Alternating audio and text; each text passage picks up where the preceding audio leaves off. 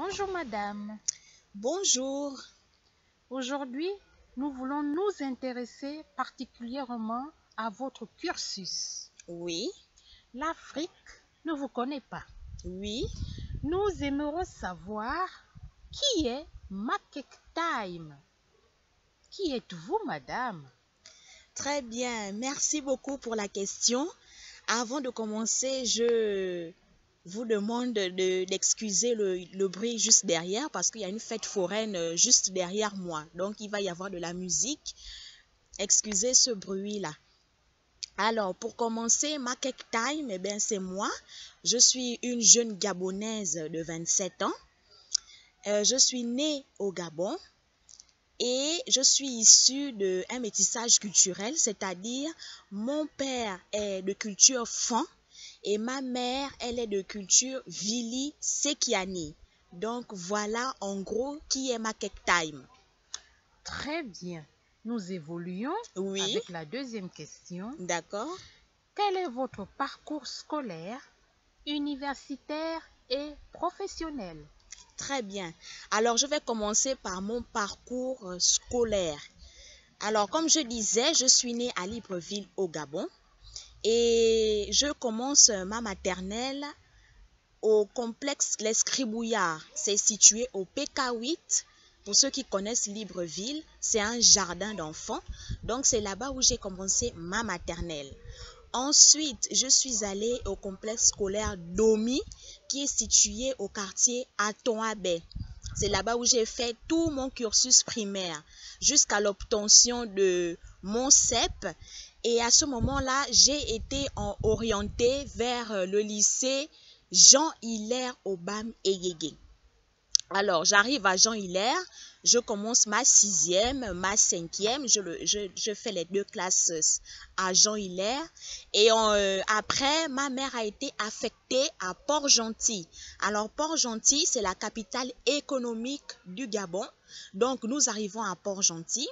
Là, je suis orientée vers le lycée Ambouroué Avaro. Je fais ma classe de quatrième là-bas. Et puis, je vais changer, je vais aller au collège Rapochombo. Alors, Rapochombo, pour ceux qui connaissent Port-Gentil, c'est juste derrière le marché Grand Village. Donc, c'est là-bas où j'obtiens mon BPC, je fais ma classe de seconde et je commence également ma classe de première. Alors, sauf qu'en milieu d'année, ma mère a été encore réaffectée à Libreville. Donc, j'arrive à Libreville en milieu de second trimestre et là, je m'inscris au lycée Sciences Poul. Alors, Sciences Poul, c'est situé au feu rouge de la Pairie. Donc, arrivé là-bas, je suis accueillie chaleureusement, je continue mon parcours scolaire et là, j'obtiens mon baccalauréat en 2012. Alors, quand j'obtiens mon baccalauréat, je suis attirée par le métier juridique. Donc, j'ai entendu parler du concours de l'École nationale de la magistrature. Comme je l'ai déjà raconté dans une de mes vidéos qui est sur ma chaîne, je fais le concours, mais malheureusement, à ce moment-là, mon dossier est rejeté faute d'âge. Alors, je fais des recherches et je trouve une université privée qui offre la possibilité de m'inscrire en carrière juridique. Donc, cette université-là, c'est à Ozangue, ça s'appelle ESIG. Alors, j'arrive à ESIG, je m'inscris en première année de droit, je fais ma première année, je fais ma deuxième année. À ce moment-là, on doit passer un diplôme, le DUT, donc le diplôme universitaire technologique. Et il fallait qu'on trouve des endroits, des structures où faire les stages. Alors moi, en faisant des recherches et avec beaucoup de difficultés, j'arrive à trouver un cabinet d'huissier qui est situé à Louis. Alors c'est le cabinet de Maître Mbamenye, c'est lui qui me reçoit dans son cabinet avec ses différents collaborateurs, Maître Ntamiren et bien d'autres avec qui je côtoie ces huissiers de justice. Là, je les côtoie pendant 3 mois. Je suis à leur côté, j'apprends. Et au bout de ces 3 mois, je passe mon diplôme de DUT que j'obtiens grâce à ces stages que j'ai faits auprès de ces personnes expérimentées. Alors, ensuite, vu qu'à ce moment-là, je restais à Louis, je trouve le parcours trop long. Pour aller jusqu'à Ozangue, c'est trop long et c'est une route qui est souvent sujette aux accidents. Alors, je décide de quitter Essig et de me rapprocher d'une université près de chez moi où je n'aurais pas trop de parcours à faire. Alors, à ce moment-là, je trouve l'université continentale de Libreville qui est située net au feu rouge Gros Bouquet. Donc, en allant là-bas, je prends les renseignements, je prends tout ce qu'il faut. Et là, je m'inscris en 3e année, donc en année de licence, pour l'option droit et relations internationales. Alors, à ce moment-là, je m'inscris, je continue, je poursuis mon cursus. Et puis, il arrive encore le moment des stages où on doit soutenir sa licence. Mon directeur me propose de faire mes stages en France, vu que je suis quelqu'un de très intellectuel à son avis. Donc, il me propose de faire mes stages en France en partenariat avec une université présente à Paris qui s'appelle l'Institut international de gestion de conflits, donc IIGC. Alors, à ce moment-là, ma mère est obligée de prendre un crédit d'environ 3 500 €, donc presque 2 millions et poussière, pour que je puisse effectuer ce voyage jusqu'à Paris pour suivre des stages. Alors, j'arrive à Paris, je fais mes stages au Quai d'Orsay, je fais mes stages à l'Université Panthéon Paris-Assas, où je suis initiée à la gestion de conflits dans le domaine médical. Ensuite, je suis orientée vers Lille et arrivée à Lille, je continue toujours mes stages. Je suis initiée à la gestion de conflits dans le domaine du voisinage. Je suis également sensibilisée à la discrimination dans le domaine des études, dans le domaine du travail.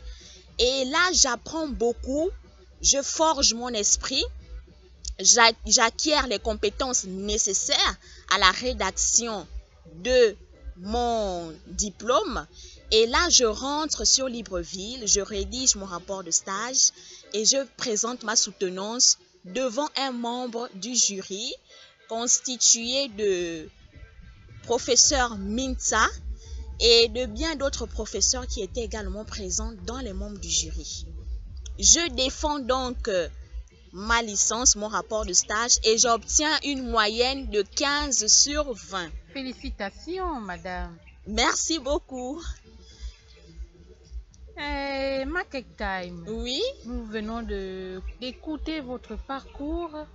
Vraiment un parcours plein d'embûches et d'obstacles. Ah oui. Mais vous avez toujours eu le point levé. Oui. Pour arriver à la réussite, je crois bien. Oui. Alors, nous allons poursuivre. Quels sont les objectifs de Market Time pour vos 72 vidéos sur YouTube, je crois bien? Quels sont les objectifs auxquels vous aimeriez faire face? Qu'est-ce que vous attendez dans vos vidéos? Alors, comme vous l'avez si bien noté, vous avez dit que je suis quelqu'un de très déterminé. Le parcours n'a pas été du tout facile, mais je me suis accrochée, j'ai continué. Donc, pour terminer, il y a eu mon parcours je suis entrée dans le domaine professionnel. Après mon rapport de stage, j'ai obtenu ma licence et à ce moment-là, j'avais déjà fait la rencontre de mon ex-mari. Je suis arrivée en Autriche, nous nous sommes mariés, on a vécu en Autriche et c'est là que j'ai intégré le milieu du travail. Lorsque j'ai intégré l'hôtel Crown Plaza, qui est un hôtel 5 étoiles, j'ai travaillé là-bas. Mais ensuite, en ayant été victime de violences conjugales dans mon foyer, nous nous sommes séparés, nous avons divorcé et c'est comme ça que je suis arrivée en France. Et là, je suis dans le domaine de l'aide à la personne âgée. Alors, je me suis lancée sur YouTube pour faire des vidéos. C'est parce que j'ai remarqué que la jeunesse africaine est perdue. Le peuple africain est perdu. Nous avons perdu nos valeurs morales, nos valeurs culturelles intrinsèques que nous avions. À l'époque, nos ancêtres n'avaient pas toute la technologie développée que nous avons aujourd'hui. Ils n'avaient pas toute la médecine développée que nous connaissons aujourd'hui. Mais ils avaient des bases qui leur ont été laissées par leurs ancêtres. Et c'est avec ces codes-là qu'ils se soignaient. C'est avec ces codes-là qu'ils guérissaient les gens, qu'ils s'occupaient du village avec des codes ancestraux. Alors voilà pourquoi j'ai décidé d'ouvrir cette chaîne YouTube pour que nous, peuple africain, nous revenions aux bases ancestrales. Nous revenions à ces codes que nos ancêtres avaient. Aujourd'hui, il y a beaucoup de gens qui ne savent même plus quelle plante utiliser pour calmer un simple mal de tête ou une simple rage de dents. Alors qu'il y a des plantes qui existent, mais comme nous avons perdu ces valeurs-là, voilà pourquoi aujourd'hui nous sommes aussi perdus. Et il faut savoir que nos génies de la forêt, nos génies de l'eau sont en pleurs. Et là, je m'adresse particulièrement à mon peuple gabonais. Ils sont en pleurs parce que nous les avons oubliés, nous les avons délaissés. Aujourd'hui, les gens pensent que quand on est traditionnaliste, on participe à des crimes, à des sacrifices de sang. Pas du tout. Nos ancêtres ne participaient pas à des crimes de sang. Tout ce qu'ils faisaient, c'était offrir des biscuits, des bonbons sucrés, du miel aux génies de la forêt, aux génies des mers, aux génies de l'eau. On peut le faire n'importe où, que ce soit à une forêt, à un lac, à une rivière, à un marigot. On offre des biscuits, des bonbons, du miel, du moussoungou, qu'on appelle le vin de palme. On offre ça à nos génies.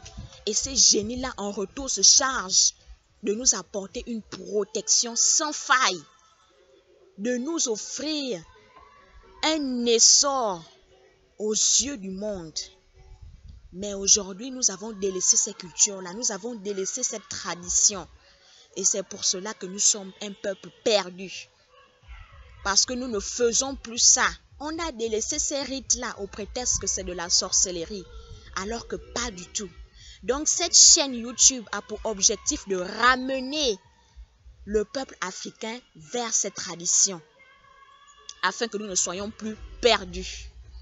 Alors, Market Time, je pense que vous êtes passé rapidement sur un sujet qui tient au plus haut point, Oui, les femmes de la terre. oui, oui, Vous avez parlé des violences conjugales. oui.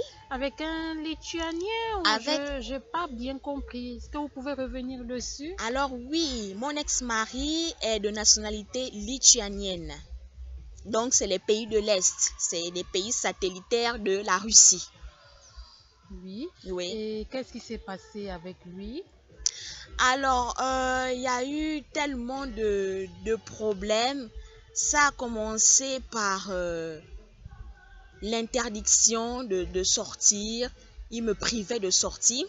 Il me contrôlait. C'était du contrôle, de la violence morale. Parce que ce n'était pas du tout physique. Il était trop malin pour ça. Il savait que s'il faisait de la violence physique, ça allait automatiquement se voir. Oui. Donc, il faisait de la violence psychologique. Des intimidations. C'était des intimidations, c'était des humiliations à répétition. Donc me faire sentir comme une moins que rien, me faire perdre ma confiance en moi pour que je ne puisse pas sortir de son monde. Il voulait absolument que je reste enfermée dans son monde, que je n'ai plus de vie, que tout tourne autour de lui uniquement. Donc c'était ça, les intimidations, de l'humiliation devant sa famille, devant ses amis. Une relation toxique. Voilà, c'était une relation toxique à ce niveau. Oui. Et qu'en était-il de vos ressources? Alors, comme je disais, je travaillais à ce moment-là dans un hôtel, dans l'hôtellerie. Et mes ressources étaient séquestrées par mon ex-mari parce qu'il ne voulait pas que je puisse avoir mon compte personnel. Au prétexte que je suis sa femme, il fallait que mon argent tombe automatiquement dans son compte bancaire qu'il contrôlait parce que je n'avais pas accès à sa carte bancaire, je n'avais pas son code. Donc, il n'y avait que lui qui avait le code de la carte et qui maîtrisait toutes les ressources. Et moi, je n'avais rien. Je travaillais, mais je n'avais rien avec moi en main. Je ne gardais absolument rien. Tout était contrôlé par lui. Et que pensait-il de vos traditions africaines? Alors les traditions africaines, ça ne l'intéressait pas du tout. Et pourtant, j'étais dans l'optique de lui faire comprendre mes traditions. Je voulais qu'il comprenne. Je voulais qu'il s'intéresse à mes traditions, mais ça ne l'intéressait pas. Il disait que c'était de la sorcellerie, que nous n'étions plus à l'époque primitive, que le monde avait évolué et que maintenant, c'était arriéré. Voilà. Et il me faisait comprendre que nous sommes un peuple primitif. À ses yeux, nous étions un peuple primitif. Et pourtant, le retour aux sources est un mouvement universel. Il y a les druides, il y a les celtes qui reviennent à leurs échanges avec les esprits de la nature. Bien sûr, même ici en France, il y a des druides, il y a des celtes qui reviennent à leur culture ancestrale. La culture ancestrale, elle est universelle, elle n'est pas seulement qu'africaine. Tous les peuples de la terre ont une culture ancestrale. Et même ici, c'est pareil. Même en Islande. Même en Islande. Ils croient au troll là-bas. Ils croient au troll. Exactement. Okay. Exactement. Et est-ce que vous saviez même que même en Islande, il y a un jour qui est dédié aux fées et aux trolls et où personne ne fait aucune activité. Et j'ai même suivi un documentaire où on disait qu'en Islande, il y avait, avant de faire une construction, n'importe laquelle, de construire un pont ou une route, ils consultaient d'abord leur génie de la forêt. Vous vous imaginez? Ils consultent d'abord leur génie de la forêt, les trolls, les fées.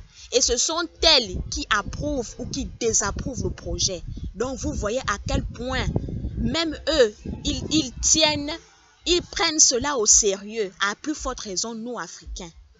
Et quels sont les beaux souvenirs que vous gardez malgré tout de la Lituanie et de l'Autriche? Alors, de la Lituanie, eh bien, ce sont les plats. J'ai apprécié 2 plats principalement. C'est une salade de concombre que l'on mange avec de la crème fraîche ou du yaourt nature. Et le deuxième plat, ça s'appelle des cepelini. Alors, des cepelini, c'est des pommes de terre cuites à la vapeur, écrasées.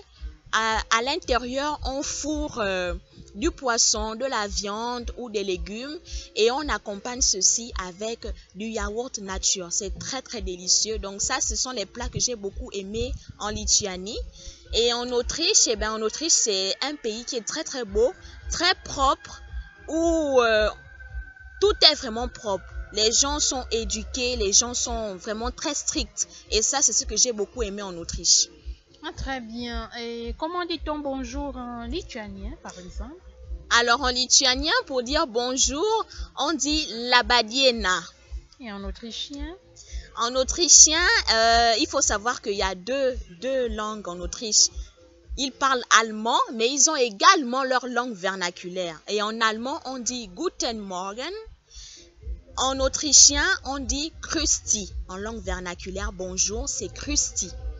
Et maintenant que vous êtes en France, oui, comment vous y prenez-vous pour honorer vos génies? Alors maintenant que je suis en France, eh bien, je continue à respecter ma culture. J'ai toujours un petit hôtel chez moi où j'ai installé toutes les photos de mes ancêtres. Et j'allume toujours une bougie.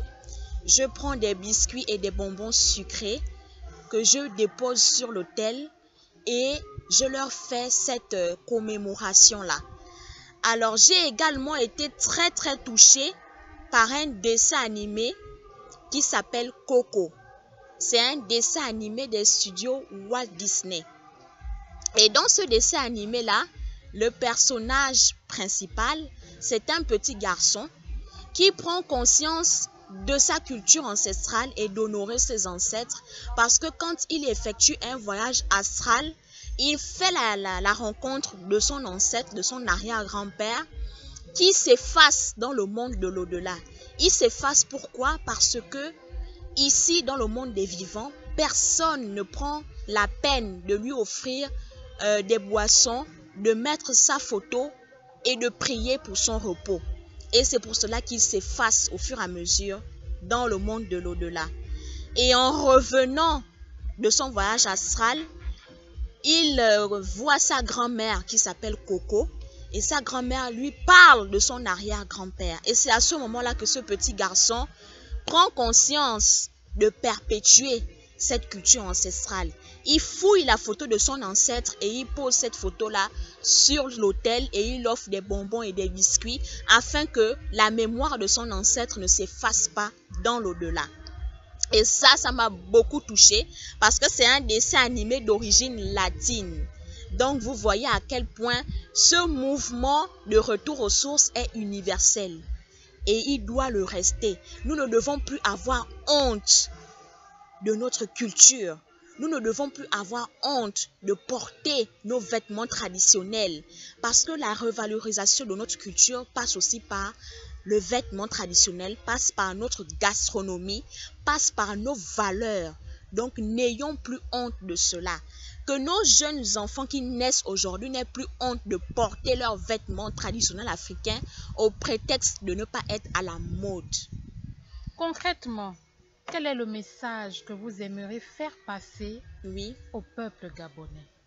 Alors concrètement, le message que j'aimerais faire passer au peuple gabonais et par extension au peuple africain, c'est de revenir aux valeurs ancestrales, de revaloriser nos génies, de revaloriser nos ancêtres.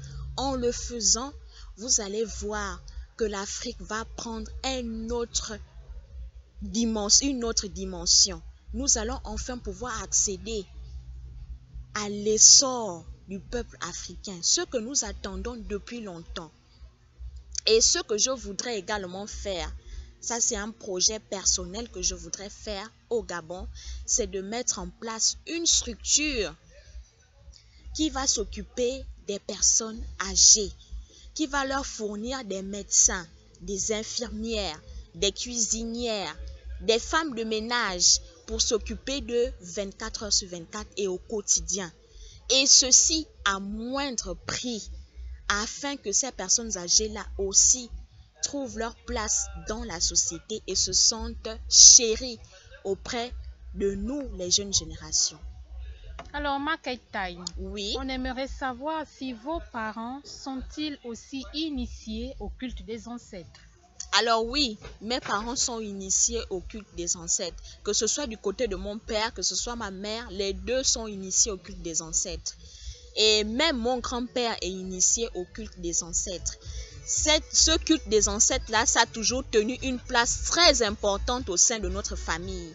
Et comme moi, j'ai vécu auprès de mes grands-parents, je sais à quel point c'est important de perpétuer ce culte des ancêtres. Parce que c'est vraiment quelque chose de très important. Il faudrait que nous puissions retourner à nos valeurs ancestrales. Alors, aujourd'hui, êtes-vous divorcé ou en couple? Aujourd'hui, je suis divorcée. Ah, d'accord. Donc, vous êtes un cœur à prendre. Oui. Ah, on aimerait savoir votre type d'homme, si ce n'est pas indiscret. Ah, alors, mon type d'homme, eh bien, une personne au bon cœur déjà, quelqu'un qui soit ouvert d'esprit et une personne ouverte d'esprit, au bon cœur et qui me comprenne. Parce que moi, avec moi, c'est la culture, c'est la tradition. Donc, il faudrait vraiment quelqu'un qui soit vraiment ouvert d'esprit, qui comprenne ce pourquoi je me bats chaque jour, qui puisse aussi m'aider à continuer ce rêve-là, parce que ça, c'est mon plus grand rêve, c'est de voir l'Afrique à un autre niveau, qu'on perpétue cela. Donc, une personne qui m'accompagne dans ce rêve-là, c'est ça mon type d'homme. Et en France, à votre lieu de travail, comment se comportent les personnes âgées? Est-ce qu'elles vous apprécient? Oui. Est-ce qu'elles vous font des reproches? Comment Oui. se sentent-elles? Alors, dans mon travail, les personnes âgées, j'ai une très très bonne relation avec elles parce que, comme je l'ai dit, j'ai vécu avec mes grands-parents. Donc, je connais très bien ce que les personnes âgées aiment, ce qu'elles détestent, leurs petites manies, je maîtrise. Donc, je sais me comporter avec elles. Et la plupart de mes clients sont très très bien. Je n'ai aucun problème avec elles, elles sont très gentilles. Je les écoute parce qu'elles aussi, elles ont un vécu à partager. Et quand vous vous mettez à leur niveau, quand vous les écoutez, vous leur faites sentir importantes. À ce moment-là, vous n'aurez aucun problème avec elles. Elles vont vous considérer et elles vont vous montrer aussi de l'amour et du respect. Parce que vous leur manifestez de l'amour et du respect. Donc voilà. Alors, Market Time, nous arrivons à la fin de notre interview. Oui. Nous vous remercions de nous avoir accordé ce petit temps et nous vous souhaitons encore félicitations. Merci. Encore des encouragements. Oui. Et bonne continuation dans vos projets et votre carrière. Merci beaucoup et je vous remercie également d'avoir été là. C'était mon interview. Je vous reprendrai prochainement dans une autre vidéo. Au revoir. C'est l'Afrique qui gagne.